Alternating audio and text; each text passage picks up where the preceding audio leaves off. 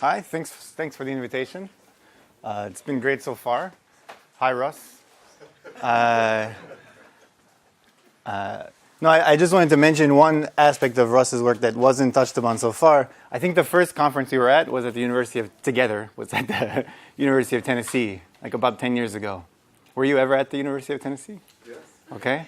Did you give a public lecture there about? You mean the one at this conference center? No. It wasn't. It was a different place. Okay, it was in Nashville though. Maybe not. You can tell me. It was a place in the middle of the country where there wasn't many things of the U.S. where there wasn't many things. Shmuel organized it. Hi, Shmuel. Was it in Nashville? Yeah, it was in Nashville. Okay. And you did give a public lecture about how scientists can't do statistics. Yeah, medical scholar. Yeah. Okay. So I think that was the first time I realized how profoundly scientists cannot do statistics. And now, no, and so this has made me, I'm pretty sure, the bane of every friend I have on Facebook for the last decade, because now I feel the need to debunk every study posted to Facebook. So, Can we submit studies to you to be done? I think I've retired from this, because it's amazing when you realize that 90% of them are flawed, like 90%. And anything that's interesting enough that you see it on Facebook is definitely wrong. I don't know if Russ agrees with those statistics, but More than 90%. okay, I was a lower bound, at least 90%. Okay. Have you posted this on Facebook? Yeah, it got at least 10 likes. So. How many sequences do you have for this 90%? No. But maybe 30 papers, 30 studies. Okay, let's. Okay, so the main object of the talk are going to be random rooted graphs. Okay, so G is a graph. Rho is some vertex of G, and the pair is a random variable. And I'm going to talk about graphs under this notion of convergence that Balint talked about and Miklos, Benjamin-Ishram convergence. So so the topology we're working in is with Benjamin-Ishram limits, or the weak local topology. And just to remind you, it means that the law of neighborhoods around roots in these graphs converge to the laws of neighborhoods around the root in this graph.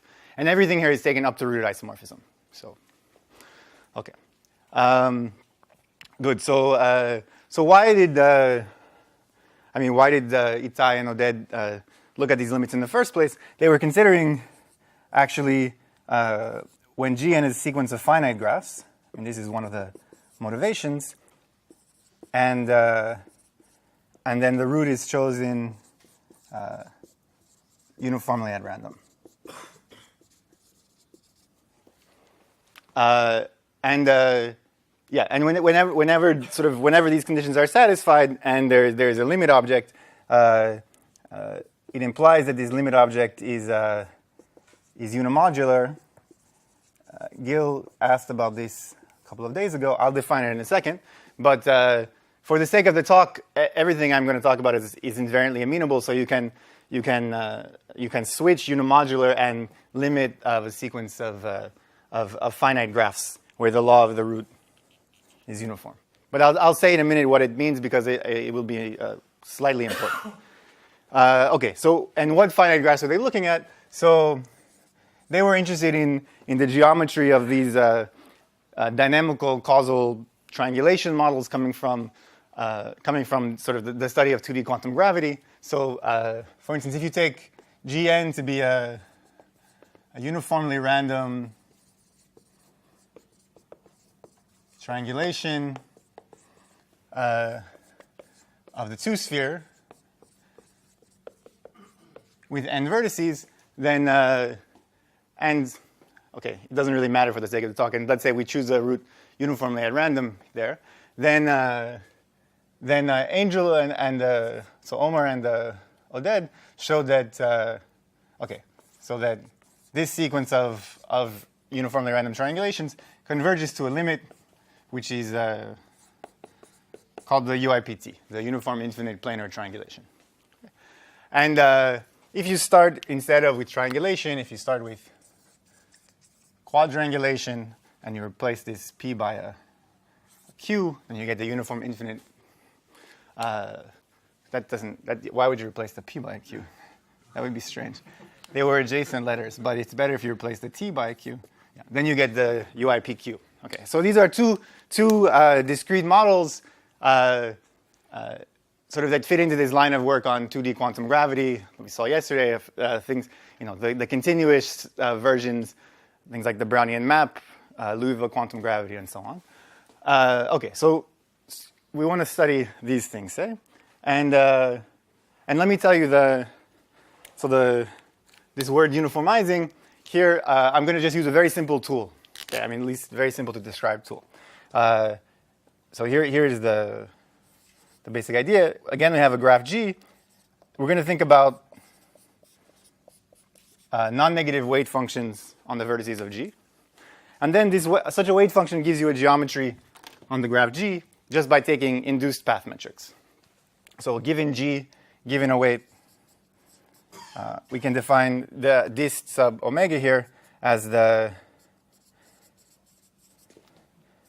induced weighted path metric, right? The length of a path is the sum of the vertex weights in the path, and then you take shortest paths. Okay. So the idea is that So the idea is that if we can find a nice weight that makes the geometry on G nice, then maybe we can say some things about it. And the reason I tell you about these models, my initial interest for studying these things was to understand some results on these models. But what I'll say is general, and then I'll come back to them soon. Okay, so is the setup clear? I'm suggesting we want to study the geometry of such things, and I've told you about. Okay, and I've told you the tool, which are these weights. Let me say what unimodular means just for a second, so that I can stress what, how. Basically, if one wants to choose a weight on a unimodular random graph, then you should choose the weight in a unimodular way. So, just to make that clear, let me say what it means for the graph to be, for G rho to be unimodular,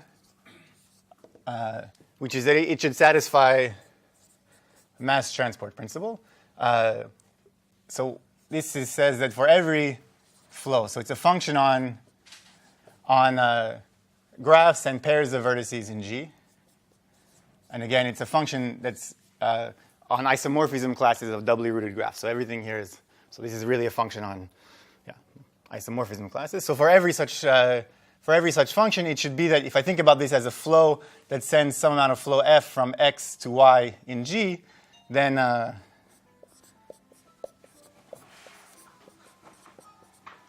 we are getting more creative, though, with the rings. Like that's one.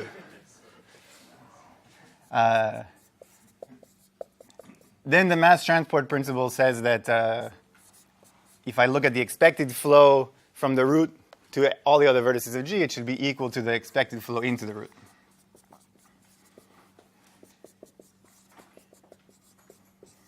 Okay, so the definition of a unimodular random graph is such that for every such flow, you have the mass transport principle holds. Okay, and again, it's not so. Okay. If you have a sequence of finite graphs that converge in the weak local topology to an infinite graph, and the roots are chosen uniformly at random, then the limit object is a unimodular random graph. It satisfies this. And so I just wanted this for one definition, which is, let's say that a triple is a unimodular. It doesn't. Okay, conformal random graph. So by the way, when I say conform, so I'm referring to such a weight as a conformal weight on the graph. Okay, similar to the fact that every Riemannian metric that's conformal to the two-sphere is given by taking a measure on the two-sphere and then taking the weighting the underlying metric by by the measure. So that's why I'm calling this a conformal weight. So okay, now I have G and rho being a random rooted graph. What does it mean that it's a unimodular weight? It means that the mass transport principle, in the language of Aldous and Lyons, it means that this is unimodular as a marked network, which means that the mass transport principle holds for all f's that are allowed to additionally depend on the weight. So right, these things where you can also put the weight into the function f and things still need to hold. And again, you can think about, for the sake of this talk, you can think about such things as being, these are just the limits of things that look like this. So of course now you need the weights converge as well. Actually, just as in Balan's talk talking about spectral measures. Okay, and then what's going to be sort of how are we normalizing this weight? So we're going to normalize it in L2. So let's define the 2 norm of the weight to be, this is going to be the important quantity for this weight, the expected weight at the root squared. Okay. And so in general, what we're going to do is, so when I talk about a conformal metric on a unimodular random graph, it will mean such a triple, and it will always be normalized in L2. Sometimes, okay, when I say normalize, you should think about it as being the weight sits in L2. So this norm is finite. Okay, so that's the whole introduction. So let's now use it to prove something. So the point is that I'm going to do something which is hopefully very elementary. And then maybe if there's any time left at the end, I'll tell you what more one can do with such things. But let's just talk about the speed of the random walk on the graph. So let's let xt be the random walk on G. So we have a pair G comma rho. If you condition on G, you get a random walk. And unless we otherwise state it, and probably we will not otherwise state it, I'm taking the random walk to be starting from the root. And then you can look at the speed of the random walk. So you can look at estimates in the graph distance, say after t steps, and you can say ask that you want this to be, let's write it this way. Okay, so we're looking at estimates like this, estimates that sort of say how fast the random walk is moving there, right? And sort of beta equals 1/2. This is diffusive kind of upper bound, and anything better and anything smaller than 1/2 is in our language going to be subdiffusive, and okay, and it will be interesting to study when things are subdiffusive. So in particular, so the geometry of these, so these are infinite random planar graphs. The geometry of those things is, it's beautiful and intriguing, and there are a lot of experts in the audience who know much more about those things than I do. But one interesting feature is that in an appropriate probabilistic sense, the radius of the size of balls. So these are graph balls. The size of graph balls around the root of radius r grow like r to the 4th. So this corresponds to the fact that for instance, the Hausdorff dimension of the Brownian map is 4, and so the point is, from a sense of volume growth, these things look 4-dimensional. And on the other hand, they're planar graphs. And if you think about how you can get something where the volume growth is quartic, but the graph is planar, well, it's not so easy to think about such things.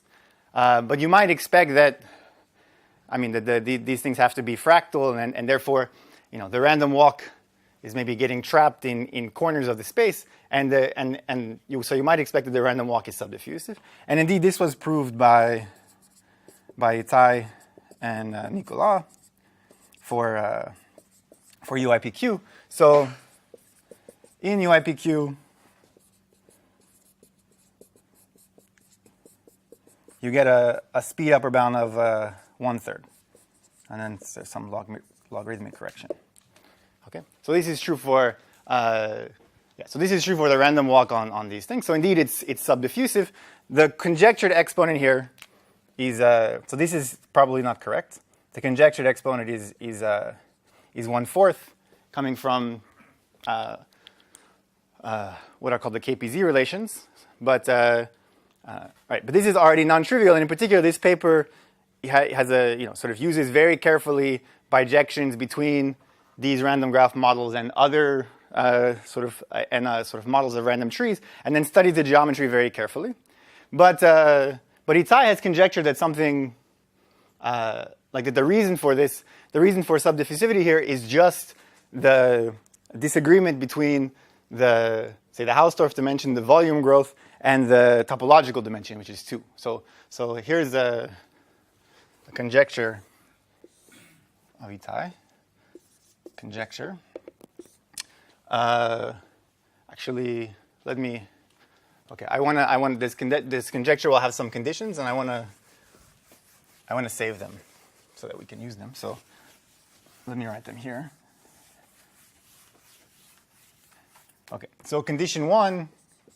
There are only 2 conditions. Don't worry.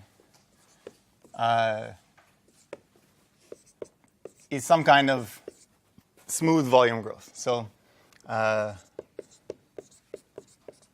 unimodular random graph satisfies condition 1 if there exists some d such that balls grow. Everything, by the way, is connected. I didn't say that, but so that balls grow like r to the d almost surely for all radii. That's condition 1. So here's a conjecture of Itai, which is that if you take G to be unimodular. You mean random? Yeah, this is almost surely. This is almost surely for every. No. This does not hold for UIPQ and UIPT. So this is a. Here I mean this for every R almost surely. You can come up with such things. It's not necessarily so easy, but you can also suspect that if you can prove such a theorem, then then if you know something about a little bit more about the law, like if you don't have this bound almost surely, but you know something more, then you can extend those techniques. And in fact, it's for what I'll say now, it's true. So you have a random graph G rho that satisfies 1 with some d bigger than 2. Okay, right. So the volume growth, you have some strict volume growth that's bigger than 2-dimensional. Then the conjecture is that this alone is enough to imply that I guess I should have said planar. So that's we need to have something to contradict the fact that we have 2-dimensional volume growth, or to weigh against it. So a unimodular random planar graph that has volume growth bigger than 2, the conjecture is that random walk is automatically subdiffusive. And in fact, that you get the speed exponent being 1 over d. So modulo the fact that this is not, what's true for UIPQ and UIPT, by work of Omer and Krikun, is this does not, condition 1 does not hold there. But supposing you could prove this, and then you could suitably relax that condition, this would give the conjectured upper bound on the rate of speed. This would give 1/4 for when d equals 4. So you would improve this, and it doesn't use anything about the structure other than volume growth. So what we'll do right now is let's prove this, almost prove this. So let's prove it. So we'll prove that it's subdiffusive for d greater than or equal to 3. And we will only get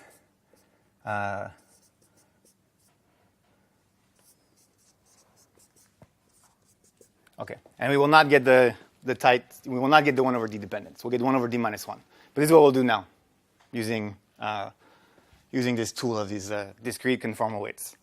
So in particular, if you work a little bit to get to generalize this to the case where the volume growth is not quite strict, in a probabilistic sense, then this means that it's just planarity and volume growth is already enough to give you the speed, this speed upper bound for UIPQ. Okay, and in fact, I wrote it loosely because we're gonna prove something even more general, which we're gonna get rid of planarity, which seems like the hard thing to use in the theorem there. So, okay, so here is the theorem. I guess maybe here I'll introduce a second condition. Okay, so strict volume growth, and then here's the other condition I want. So I'm going to define this kappa in just a second. Okay, so what is this? Okay, so I'm defining now this quantity kappa g at a vertex and a radius. So take a vertex, take the ball of radius r around that vertex, and the ball of radius 2r around that vertex. And then try to find a separator that separates the r ball from the 2r sphere. Okay, so the smallest r2r separator, that's this quantity. So you try to find a set of vertices that separates the set of points at distance r from the root from the set of points at distance 2r from the root. And the smallest one you can find is that's the definition of kappa. And the reason I put here k minus 1 is because you can think about this as a dimension, right? In d dimensions, say in Euclidean geometry, you would expect that you can find separators of measure d minus 1, right? So for instance, in the plane, like if k equals 2, you would expect you can find separators of size order of r. I mean, when I say you can expect, I mean if you, yeah. Yes. Here's a question. Sorry. There's a look. No, these are two conditions with parameters. So I will say 1 with d and 2 with k, right? So yeah. So when I say satisfies 2, I mean with k. But everything has a quantifier here. For all d, for all k, something holds. Okay. So what holds? Those are the two conditions. Say it again. Yeah. Well, here's the first letter of the word of the word. Or the abbreviation for theorem. Okay, so let's suppose. Okay, I mean I'll just say it in words first of all. When those two things disagree, then the random walk should be subdiffusive. So in other words, when there are separators that look much smaller than the dimension of the volume growth, then it somehow means that you're getting a lot of volume, but you can separate things with a small number of separators. It suggests something fishy is going on. So suppose this is unimodular random graph that satisfies both conditions 1 and 2 with d that's at least k plus 1. Okay, so right.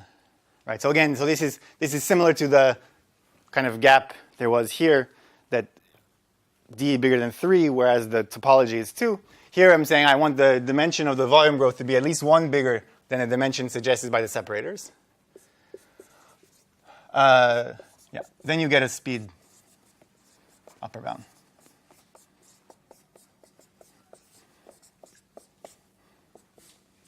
D minus k minus 1, and then some log correction. So just the existence of separators and volume growth says that the walk is subdiffusive if there's a discrepancy between those two numbers that's large enough.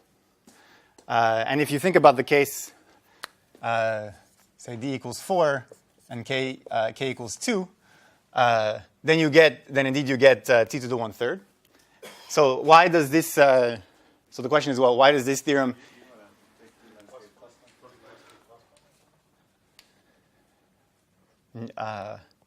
Good. I don't know why. Just to disagree with the audience. No, I wanted -1. Okay. Yeah, it should be +1. I mean, if those things are working out correctly, then it should be +1. Yeah, good. Okay. So that's the correct form of the theorem. And now it's not clear why this theorem implies what I suggested here.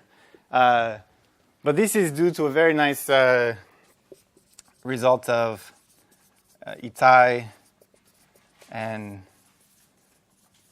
Papasoglu from 2011, I think, which is that if G is planar, so G is unimodular, almost surely planar, then you have actually and it satisfies this strict volume growth condition.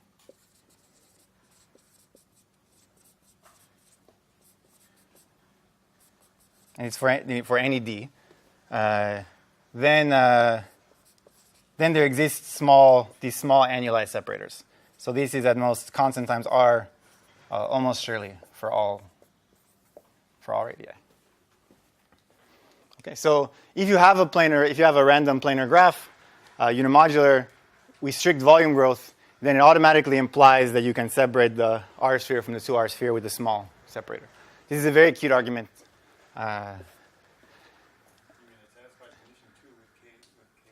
Yes. Okay. Yes. So 2 with k equals 2. So in particular, this theorem together with this separator result does give this conjecture for d bigger than 3 and without the optimal dependence here. And a suitably generalized version of it that only uses statistics about the size of balls also applies to UIPQ and UIPT. So I mean, it recovers this 1/3 speed bound just using the existence of separators and the volume growth. And now planarity is not even coming into play anymore after using this. Okay, so now the idea is to prove this theorem.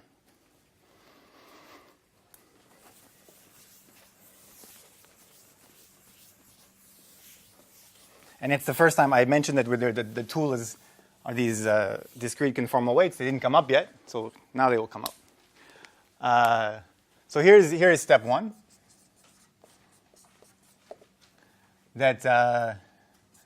So if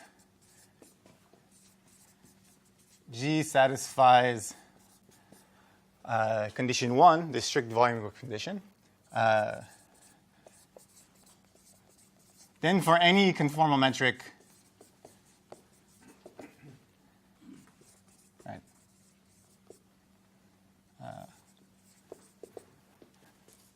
on G rho, the random walk is subdiffusive in the metric given by the weight. So look in the graph distance. In the conformal distance, then the claim is that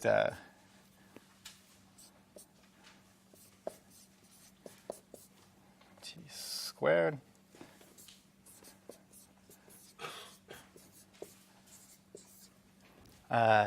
this is the claim. So take any conformal weight on the graph, then the speed in the conformal distance is up to this log factor is diffusive. So what is I saw Yuval a second ago. Where is Yuval now? So Yuval, do you see how to prove it? I mean, you see what it looks like, right? So that's also the proof. Yeah. So this is okay. So it was mentioned many times nebulously Markov type theory in the last few days, but this is also this also just follows from the Markov type theory. So let me just say briefly, what is this theory? Suppose you have a reversible Markov chain on some finite state space omega, and let's actually equip omega with a metric. Okay, so then Markov type studies, and also I want this chain to be stationary. Okay, so we started at stationarity. Then Markov type studies the drift in the metric D. So in general, you look at inequalities of the following form, where you can replace 2 by something else, but for us 2 is what we're going to use.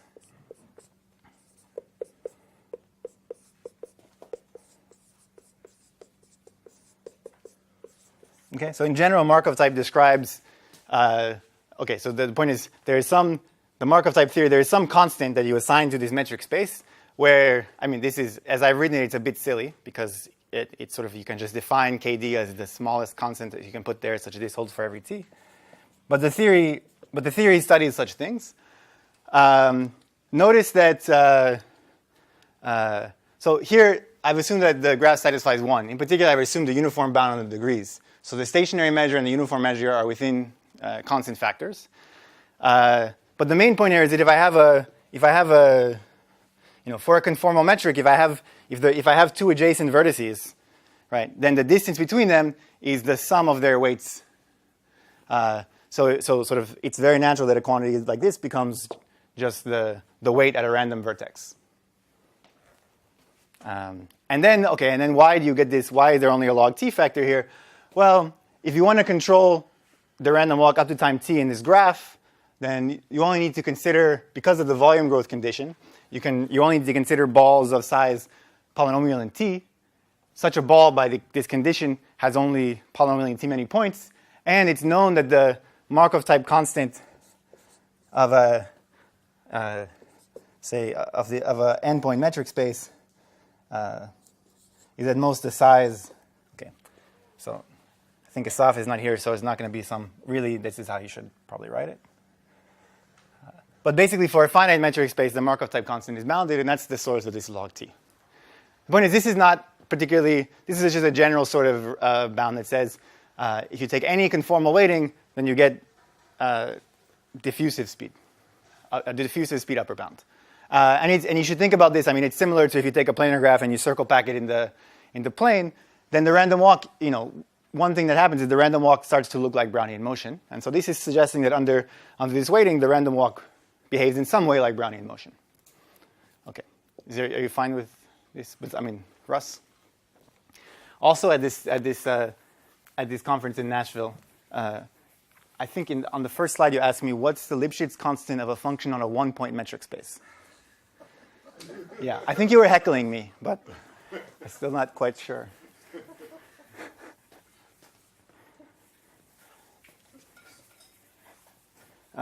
So that's why I'm checking in with you. Okay, so that's step one. Step two is, what we would want to do for step two is pretty straightforward. Now, okay. So now once we have that, let's try to find a weight. Again, remember this is a random weight on the graph, and everything here is unimodular, such that, let's say the 2 norm is bounded by 1, and there's a comparison between the graph distance and the conformal distance. So, and we would like the graph distance to say be at most the conformal distance to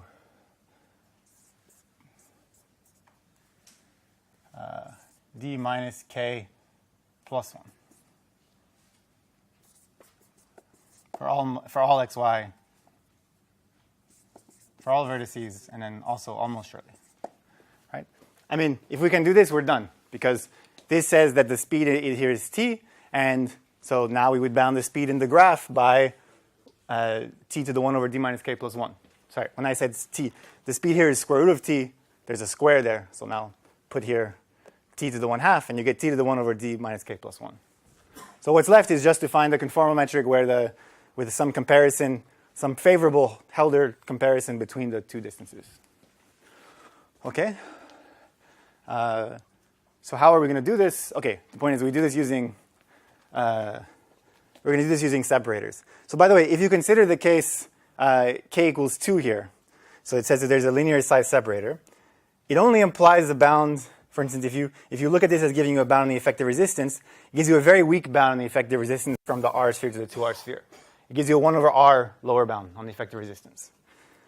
As far as that doesn't seem strong enough to prove anything about the random walk. So one of the nice things about this theory with conformal weights is that you can prove things in settings where you don't get effective resistance lower bounds, which is kind of the standard way of proving many things in this of this sort. Okay, we're going to use this separator, but the one thing we need to do is we need to be able to put this. I want to do the following. Let me draw the picture, and then I'll say how to do it. So what I want to do is say that there exists, so for every radius r, there exists a set WR such that the following two things hold. One is that the probability that the root is in this WR is at most 1 minus d. Oh, there's a 2. Okay, it's 2. 1 minus d. Okay, good. That's how subtraction works.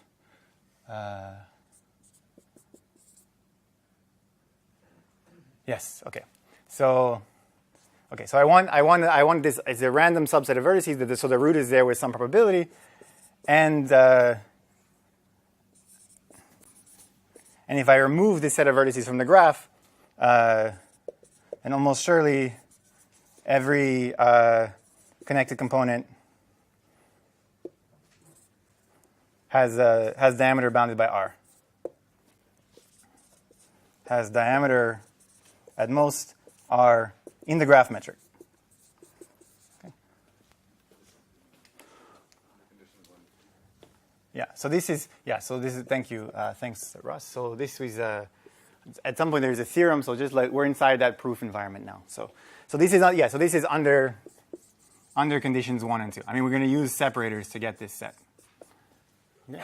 And the way to get this set is, I mean, it's very simple. You just you want to take a vertex, and then so our assumption 2 tells us that for any vertex x, we have this small separator that looks like this. So now we just want to sort of keep choosing vertices, and then removing the separators around them.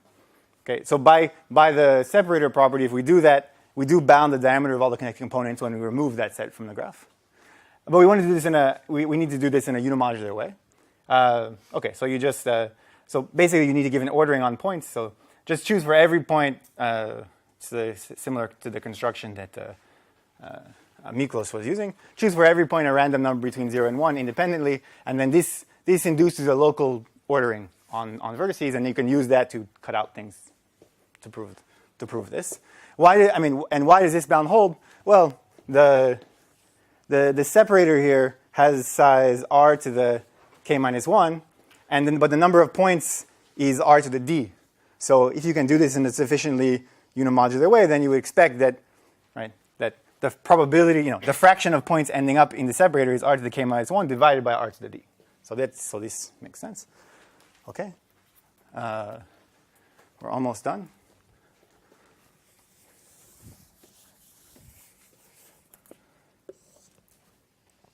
Okay, so now we'll just use these sets to produce weights.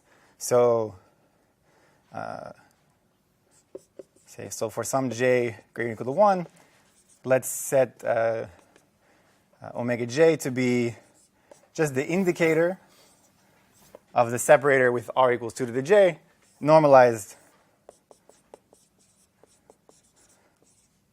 so that it has L2 norm 1. Okay, and then what do we know from the lemma? We know that if the graph distance between x and y is at least 2 to the j, then they end up in different connected components once I remove WR, and so their distance is at least the weight I put on the vertices of the separator, right?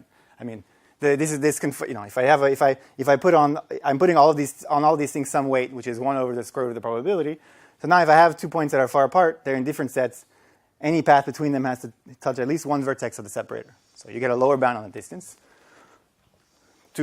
So if the distance is at least 2 to the j, this implies that the distance in this wj metric is at least 2 to the j d minus k plus 1 over 2.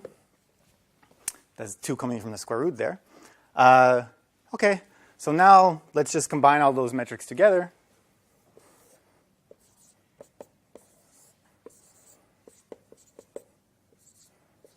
So define this one so that the thing is summable.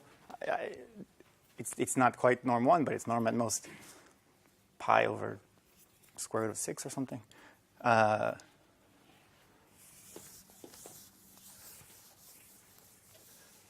Well, okay. you remembered our goal at least. But the reason for the goal I'm erasing. By the way, the proof is, that was it. So this metric works just fine because now consider in G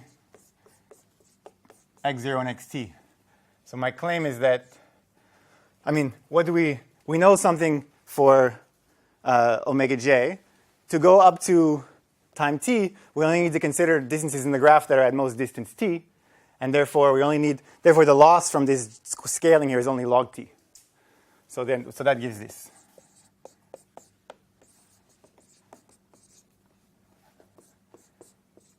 This is conditioned on x0 and xt. It's just any 2 points at distance at most t in the graph satisfy. Okay, so what do we get? J.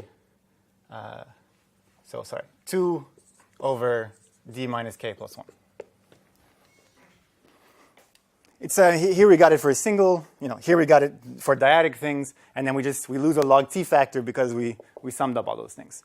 But this weight is certainly bigger than any particular omega j divided by log of j.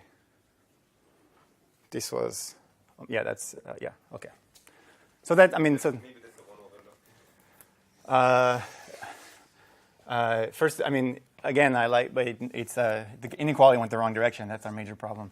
This is again the thing with contrapositive. If I want this to imply this, then it means that the other way is the direction of the inequality. You have a. Right. So sorry, you were right that it didn't make sense to be gaining a log t, but so we bound the graph distance by the conformal distance, and that finishes the proof. That finishes step 2. Right. So it's a very simple use of those weights to prove something fairly non-trivial in the sense that, basically, just having the correct stochastic version of this guarantee and then plugging through everything and being a little bit careful, you get the same conclusion for UIPQ, UIPT, just from ball growth and existence of separators. By the way, for UIPQ and UIPT, the existence of separators was known, before Itai Papa's glue. That was known before. But okay, so one interesting open question here is, can you improve this? The most optimistic thing would be that you can put here instead t over 2 over d minus k. That would be the most optimistic thing. It would suggest that whenever there's a discrepancy between the growth rate and the separator dimension, then you get some subdiffusive bound. I suspect it's not true. I suspect that it's not enough, but I don't know of a counterexample. It would be interesting, for instance, to find a graph which has cubic growth and linear sized annualized separators, but where the random walk still has diffusive speed. I think such a thing should exist, so I think that one cannot make more progress just using the existence of separators. One can get the optimal 1/4 exponent, for instance, just using separators, but that, I don't know if it's true or not. Okay, so we have maybe 1 minute left. So let me just mention that. So this was just one use of those weights. This is actually sort of the least sophisticated use of these conformal weights that I know. So let me just mention that you can also use them to study transients and recurrence and the heat kernel and green functions and so on. So let me just give one definition, which is sort of the one that I started with, which is so I'm going to end with a definition, which is strange, but okay, which is the conformal growth rate of a unimodular random graph. Okay, and basically what this is I want to look over all normalized in L2 metrics on the graph, choose the one where the growth rate of balls is minimized. And you can think about this as some kind of conformal dimension of the underlying graph. So the definition is that we take the infimum over all normalized metrics, then the limit as r goes to infinity. Okay. I'll say what. Okay, and here, this notation is the essential supremum. Okay, so I'm really requiring that I have an almost sure bound on the size of balls under this metric. Yeah. Well, yeah. Okay. Good. Yeah, that's the important thing, right? So this is the definition. You're looking for the best normalized You're looking for the best growth rate of balls achievable, almost surely with a normalized metric. And so let me just mention two facts. The first is that, for instance, if G is almost surely planar, then this conformal growth exponent is bounded by 2. And in fact, if G is circle packed or a sphere packed in R to the D, then this is bounded by D. You can bound it. There's so there's all kinds of other things you can do with it. Let me say it again. No, you can imagine. You can easily imagine situations where you don't get. So you need to start with the sphere packing and then reweight. So it's true that you start with the sphere packing. Then the natural weight is the radii of the underlying sphere. But then but then you have to do some uniformization in order to get the growth rate to be small. So you have to reweight. That's your base weight, but then you have to deform this weight in order to get a small weight. Okay. By hand. You find the weighting with respect to the background weight, such that the background weight is not even necessarily normalized. You have a background weight coming from the radii of the circles. Now you multiply every one of those weights by some other weight function in order to get bounded L2 norm and a growth rate bound. Okay, but what is the other function? No, that's what you're. So right now I guess I was describing to Rick the proof that this is at most D for, say this is at most 2 for planar graphs. That proof takes a circle packing and then uses something that looks very similar to the Benjamini Schramm magic lemma, if anybody knows, but it's you build some dyadic structure and then by hand go through and choose weights. Okay, it's not something. So let me just so the spectral dimension of G is so this is for a fixed graph. So it describes the decay of the return probabilities. Okay, so the right thing to think here is that this is the probability of going from X to itself in 2t steps, and in all of these things I'm writing limit, but of course they only make sense if the limit exists. And if you want, you could define this variant and this variant with lim_sup and lim_inf and blah blah blah. So so I can state one theorem and then stop. Let me just assume that those things may not exist, but you can write versions with lim_sup and lim_inf, and the following. Okay, the point. One thing here is that the base point here doesn't matter. So if this limit exists, then it's the same for every choice of a vertex x. X here was a vertex of G. So here is a theorem which shows, or at least shows the start of the connection between those things. That for any G rho unimodular, and such that the degree of the root is reasonable. So I'm not going to write it down, but reasonable just means that the tails are super polynomial. So the probability is bigger than lambda decays faster than any inverse polynomial in lambda. Then almost surely the spectral dimension of G is bounded by the conformal dimension of G rho. And by the way, I didn't stress this before, but when I wrote G rho here, this thing is a function of the law of G comma rho, right? It's not a function. Here, this G is a random G. Almost surely refers to this G. This thing is just something that depends on the law of the random graph. Okay, so you can also use these weights to talk about sort of decay of the heat kernel. And in particular, this gives, for instance, a few years ago, Asaf and Ori proved that, sort of solved this long-standing problem to prove that the random walk on UIPQ and UIPT is almost surely recurrent. And this kind of thing with conformal weights gives an alternate approach to those, to that result. Okay, let me stop there. Thanks.